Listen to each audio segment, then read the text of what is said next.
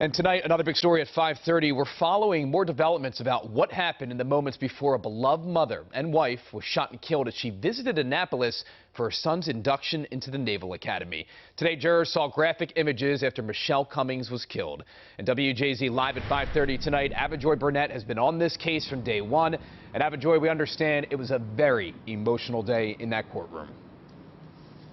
Rick, in those images, they were so sensitive. Michelle Cummings' husband was given a warning before they appeared on the screen. And once the images of her body appeared on the screen inside the courtroom, he started to cry. In the early morning hours of June 29, 2021, the stories of two women, total strangers, were about to converge. One of them was Michelle Cummings, a proud mom who was hanging out with her husband and friends on a patio at the Graduate Hotel in Annapolis. And just over the tree line in an apartment complex parking lot was a young woman who had no connection with the Cummings. She testified Wednesday that she'd stepped out of her SUV to take a call. And that's when she had an encounter with two guys. One of them called her name and started a countdown for her to get out of the area. But as she got into her SUV where her boyfriend sat, she heard gunshots, about 7 of them.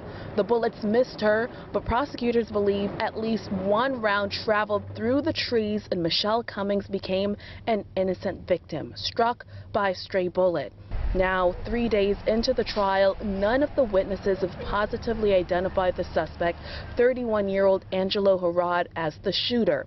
And that's a fact that his attorney seized upon. He asked one witness in court today, "You don't know Mr. Harrod, isn't that true?" The witness answered, "That's correct."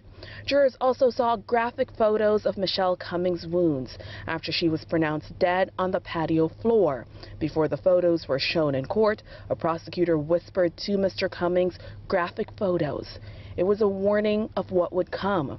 As the images of his wife's body came across the screen, Mr. Cummings began to cry.